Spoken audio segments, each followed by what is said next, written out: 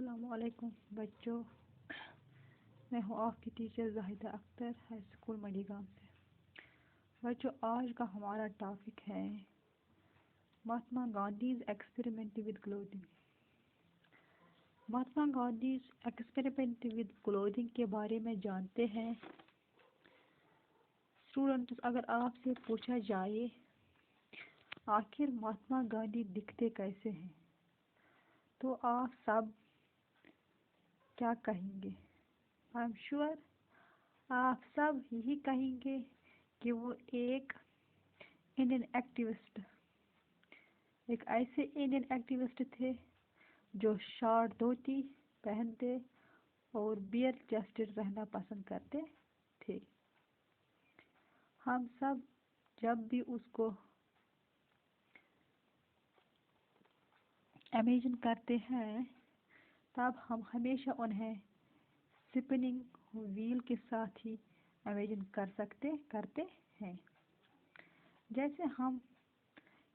जिससे हम चक्रा भी कहते हैं, चरखा भी कहते हैं। आखिर ऐसा क्यों है? क्या महात्मा गांधी हमेशा से शॉर्ट धोती पहनते थे? आइए जानते हैं।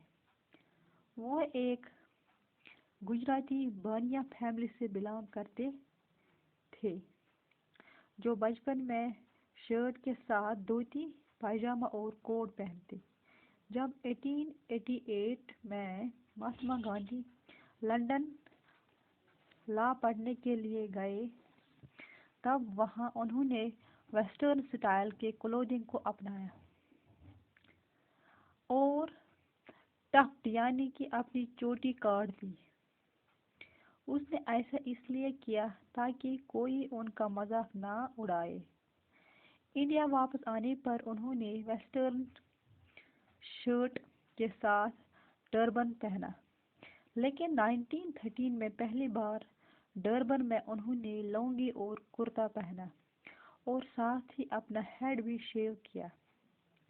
डरबन, जो कि साउथ अफ्रीका के एक सिटी का नाम था, उन्होंने डरबन में लुंगी और कुर्ता इसीलिए पहना क्योंकि उस समय जब इंडियन कोल माइनर्स अपने राइट्स के लिए स्ट्रगल कर रहे थे,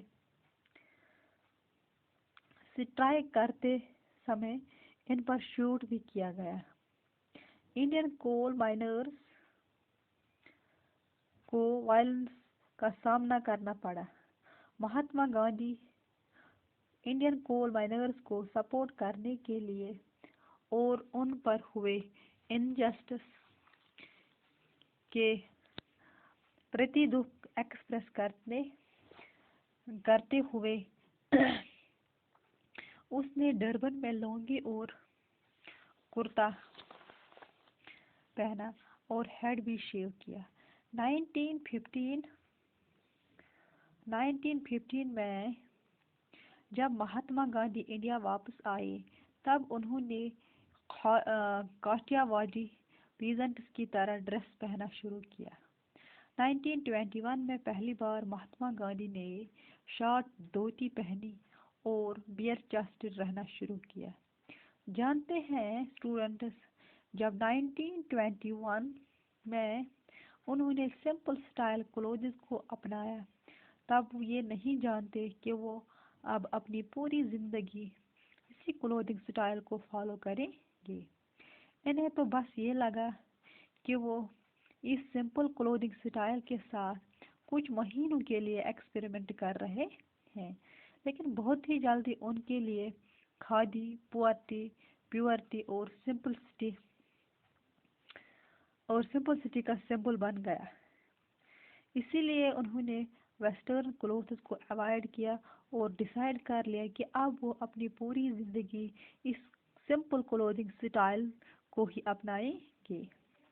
सबसे हैरानी की बात तो ये थी कि 1931 में जब वो राउंड टेबल कॉन्फ्रेंस को अटेंड करने के लिए लंदन गए, तब वहां पर भी उन्होंने शॉर्ट धोती ही पहनी, वो भी बिना शर्ट के।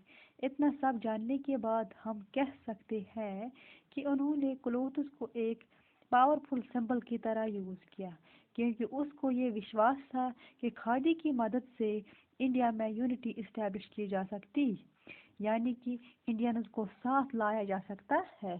सभी रिलीजन्स और क्लासेस के बीच डिफरेंसेस भी हटाए जा सकते हैं। लेकिन जानते हैं, इंडिया में सभी लोगों ने खादी को नहीं अपनाया। आइए कुछ ऐसे एग्जाम्पल्स को डिस्कस करते हैं। Example number 1, famous nationalist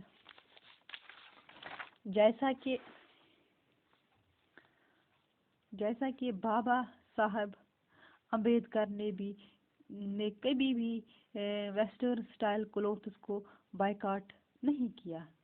number 2, दलित ने भी अपनी सेल्फ रेस्पेक्ट को मेंटेन करते हुए वेस्टर्न स्टाइल सूट ही पहनना पसंद कर दिया। महाराष्ट्र के कुछ पुअर विमेन ने महात्मा गांधी को एक लेटर लिखकर कहा कि वो खादी क्लोथ्स पहनना चाहती हैं, लेकिन पुअर होने के कारण वो एक्सपेंसिव खादी मटेरियल को अफोर्ड नहीं कर सकती। अब हमने इस चैप्टर को बहुत ही अच्छे से डिस्कस कर लिया है, और इस चैप्टर को अच्छे से समझने के बाद हम ये कह सकते हैं कि क्लोथिंग स्टाइल्स में बदलाव किसी एक रीज़न के कारण नहीं आया।